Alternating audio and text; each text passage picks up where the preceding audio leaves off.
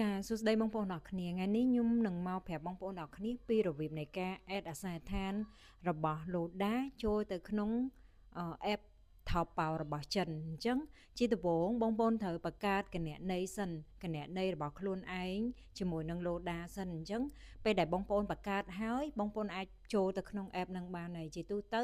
គេមានឲ្យបងប្អូនជ្រើសរើសទីតាំងអញ្ចឹងមានទីតាំងច្រើនណាស់អញ្ចឹងបងប្អូននៅចិត្តតំបន់មួយណាមួយបងប្អូនអាចជ្រើសរើសយកទីតាំងទៅតាមនឹងអញ្ចឹងទៅតែអញ្ចឹងនេះគឺជាអាសយដ្ឋានរបស់ Loda ដើម្បីចូលមកកន្លែងនឹងបានអញ្ចឹងបងប្អូនពេលដែលបងប្អូនបង្កើតគណនីហើយបងប្អូនបើក app log in ចូលក្នុង app ពេលដែល log in ចូលទៅក្នុង app ហើយបងប្អូននឹងឃើញទម្រង់បែបហ្នឹងណាចានៅពេលដែលបងប្អូនឃើញទម្រង់បែបហ្នឹងហើយបងប្អូនចូលទៅកន្លែងដឹងជូននេះពេលដែលបងប្អូនចូលកន្លែងដឹងជូនហើយបងប្អូនចូលមកកន្លែងការដឹងជូននឹងទីតាំងឃ្លាំង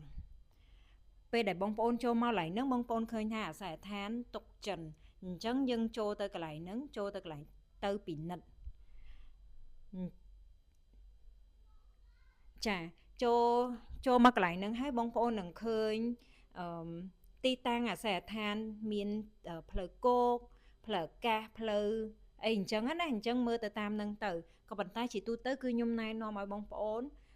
add អាសយដ្ឋានទីតាំងផ្លូវគោកចូលទៅក្នុង app ថោប៉ោតែអញ្ចឹង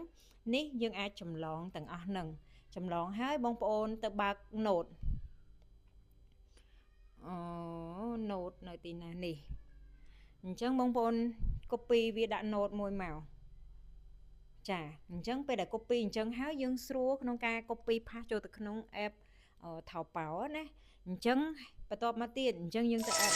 បើក app ថោប៉ោរបស់យើងអញ្ចឹងពេលដែលបងប្អូនបើកមកឃើញតម្រងបែបហ្នឹងហើយបងប្អូនចូលទៅកន្លែងសញ្ញាក្បាលមនុស្សនេះចាចូលមកបងប្អូននឹងឃើញតម្រងបែបហ្នឹងបងប្អូនចូលទៅកន្លែងខ្ចៅពេលបងប្អូនចូលទៅកន្លែងខ្ចៅហើយបងប្អូនចូលមកកន្លែងនេះបើរាប់ពីអក្សរខាងលើមកអានេះទី1ទី2ចានេះមួយនេះហ៎បងប្អូនចាហើយបន្ទាប់មកអានេះដោយសារឃ្លាំងខ្ញុំមានចាស់ហើយអញ្ចឹងកុំខ្វល់ពីវាបើសិនជាបងប្អូនទឹមតែ add ថ្មីវាប្រកាសជា load អក្សរនេះដូចគ្នាហើយឲ្យយើងបូកមានសញ្ញាបូកពីមុខអញ្ចឹងណាអញ្ចឹងអានេះដោយសារខ្ញុំមានស្រាប់ខ្ញុំចង់បង្ហាញបងប្អូនអញ្ចឹងខ្ញុំចូលទៅកន្លែងនេះអក្សរ4នេះបន្ថែមអាសយដ្ឋានចាពេលដែលបងប្អូនចុចលើវាអញ្ចឹងហើយកន្លែងនេះបងប្អូនយកនេះចាកន្លែងនេះបងប្អូនចូលទៅកន្លែងអក្សរ3អក្សរហ្នឹងអក្សរចិនខាងលើហ្នឹងហើយបន្ទាប់មកបងប្អូនចុចមកកន្លែងនេះចុចមកកន្លែងខាងលើនេះចុចមកកន្លែងខាងលើហ្នឹងហើយវានឹងចេញបែបហ្នឹងឲ្យយើងអញ្ចឹងយើងយកនេះអក្សរមួយនេះបងប្អូនយកអក្សរហ្នឹងណាចាបន្ទាប់ពីយកអក្សរហ្នឹងហើយបងប្អូនយកជ្រើសរើស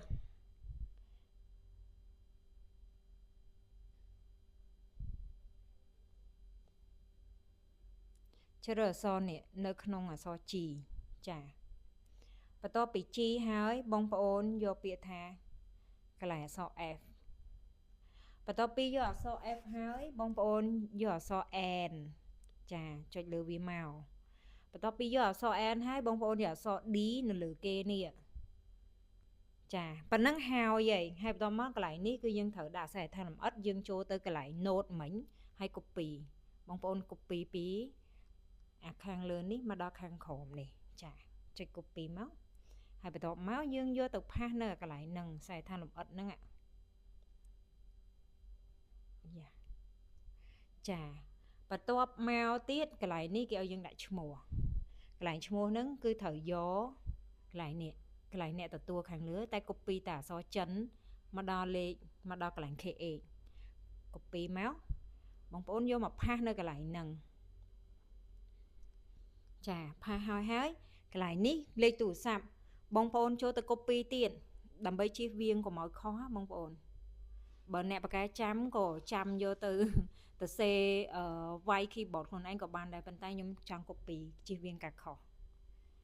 ចាយកមកផាសឡើងហ្នឹងអីយ៉ាអត់មកអញ្ចឹងសុំ copy ម្ដងទៀត copy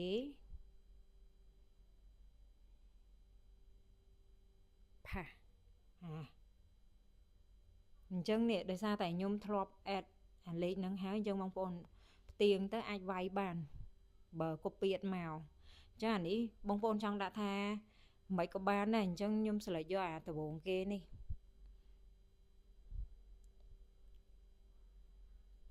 ហើយបន្ទាប់មកចូលអាពណ៌ទឹកក្រូចខាងក្រោមនេះចុចខាងក្រោមហ្នឹងអូខេ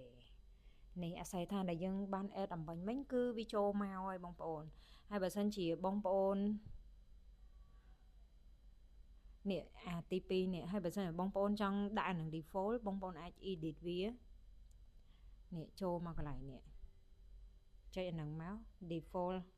default ហើយសូវទុកមួយនេះវាលោតឡើងមកលើហើយអញ្ចឹងណាបងប្អូននេះគឺជារបៀប add អាស័យដ្ឋានចូលទៅក្នុង app ថៅប៉ោរបស់ប្រទេសចិនអញ្ចឹងបើសិនជាបងប្អូនចង់ឲ្យខ្ញុំធ្វើជាវីដេអូ add ទៅ app មួយណាទៀតបងប្អូនអាចធ្វើការ comment នៅខាងក្រោមនឹងបានចាសូមអរគុណច្រើន